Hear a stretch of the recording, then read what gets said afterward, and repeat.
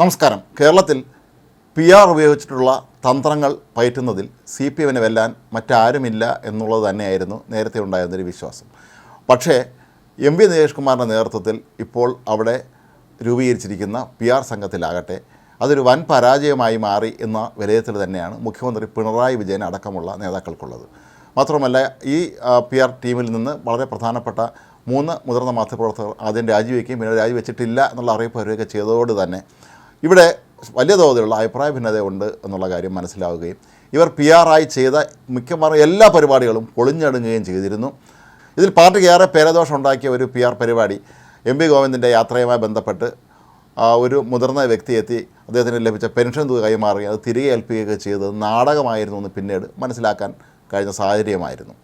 അതുപോലെ ഇവർ നടത്തിയ എല്ലാ PR പരിപാടികളും പൊളിഞ്ഞടങ്ങിയ സാഹചര്യത്തിൽ ഇപ്പോൾ ഒടുവിൽ മനസ്സിലാക്കാൻ കഴിയുന്നത് മുഖ്യമന്ത്രി തന്നെ നേരിട്ട് ഇപ്പോൾ കാര്യങ്ങൾ ഏറ്റെടുത്തിരിക്കുന്നു എന്നുള്ളതാണ്. അതിൻ്റെ ഭാഗമായി മലയാളികളുടെ ഏറ്റവും പ്രിയങ്കരനായ മോഹൻലാലിനെ കൊണ്ട്, ലാലേട്ടനെ കൊണ്ട് ഒരു അഭിമുഖം നടത്തിക്കുക എന്നുള്ളതായിരുന്നു പിണറായി മുന്നോട്ട് വെച്ച നിർദ്ദേശമെന്നാണ് പറയപ്പെടുന്നത്. ഏതായാലും മോഹൻലാലിനെ സംബന്ധിച്ചിടത്തോളം അദ്ദേഹം പ്രത്യേകിച്ച് ഏതെങ്കിലും രാഷ്ട്രീയ പാർട്ടിയുമായൊന്നും ബന്ധം പുലർത്തുന്ന ആളല്ല. മാത്രമല്ല എല്ലാവരുമായി അദ്ദേഹം വളരെ നല്ല വ്യക്തിബന്ധം പുലർത്തുന്ന ഒരാളാണ്. നേരത്തെ മുഖ്യമന്ത്രിയായിരുന്ന ഉമ്മൻചാണ്ടി അദ്ദേഹം അഭിമുഖം നടത്തിയിട്ടുള്ളത് നമ്മളെല്ലാവരും കണ്ടിട്ടുള്ളതുമാണ്. അതുപോലെ പിണറായി വിജയനെ മോഹൻലാലിനെ കൊണ്ട് ഒരു ഇൻ്റർവ്യൂ ഇപ്പോൾ ചിത്രീകരിച്ചിരിക്കുകയാണ്. ഇത് വലിയ താമസമില്ലാതെ തന്നെ ദൃശ്യമാധ്യമങ്ങളിലെത്തും എന്നാണ് പറയപ്പെടുന്നത്. അതീവ രഹസ്യമായിട്ടായിരുന്നു ചിത്രീകരിച്ചത് എന്നാണ് ഇപ്പോൾ ലഭിക്കുന്ന വിവരം. കാരണം അതല്ലെങ്കിൽ ഇതെല്ലാവരും നേരത്തെ വാർത്ത പുറത്തറിയുവാൻ അതീവ രഹസ്യമായിട്ടായിരുന്നു ഈ നീക്കം നടത്തിയത് എന്നാണ് പറയപ്പെടുന്നത്. 2 ദിവസം കൊണ്ടാണ് ചിത്രീകരിച്ചതെന്നും പറയപ്പെടുന്നുണ്ട്. ആദ്യ ദിവസം മോഹൻലാലും അദ്ദേഹത്തിൻ്റെ സഹപ്രവർത്തകരും ക്ലിഫ് ഹൗസിലെത്തി മുഖ്യമന്ത്രിയെ ചർച്ച നടത്തിയിരുന്നു. എങ്ങനെയാണ് അഭിമുഖം എടുക്കേണ്ടതെന്നുള്ളത് അതിൻ്റെ വിശദാംശങ്ങളും മറ്റുമൊക്കെ തന്നെ കൃത്യമായി ചർച്ച ചെയ്ത് ധാരണയായതിനു ശേഷമാണ് അടുത്ത ദിവസം മോഹൻലാൽ എത്തി ചിത്രീകരിച്ചത് എന്നാണ് പറയപ്പെടുന്നത്.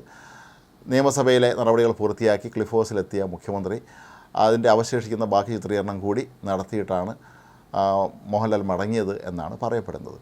മുഖ്യമന്ത്രിയുടെ വ്യക്തിപരമായ ജീവിതത്തെക്കുറിച്ചുള്ള കാര്യങ്ങളും അദ്ദേഹത്തിൻ്റെ രാഷ്ട്രീയ കാര്യങ്ങളും സർക്കാരിനെ സംബന്ധിച്ച സർക്കാർ നടത്തിയ വികസന പ്രവർത്തനങ്ങളൊക്കെ തന്നെ ഈ അഭിമുഖത്തിൽ ചർച്ചാ വിഷയമായി എന്നാണ് പറയപ്പെടുന്നത്. സർക്കാർ അമിതമായി PR വർക്ക് നടത്തുന്നു എന്ന ആരോപണങ്ങൾ ഉയരുന്ന സാഹചര്യത്തിലാണ് ഇപ്പോൾ ഇത്തരത്തിലുള്ള ഒരു വാർത്ത കൂടി പുറത്തു വരുന്നത്.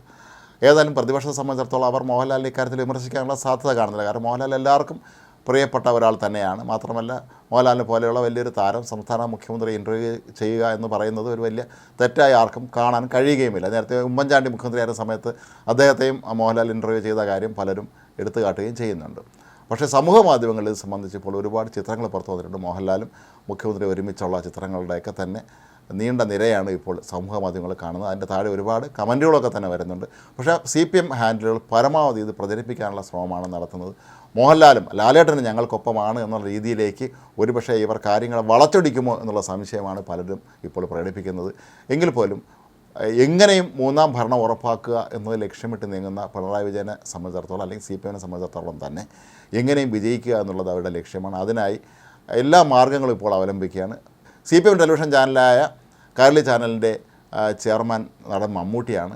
ഏതായാലും ഒരുപക്ഷെ നാളെ മമ്മൂട്ടിയെ വെച്ചും ഇത്തരത്തിലുള്ള അഭിമുഖം പിണറായി നടത്തുമോ എന്ന് സ്വാഭാവികമായും പലരും സംശയിക്കുന്നുണ്ട്.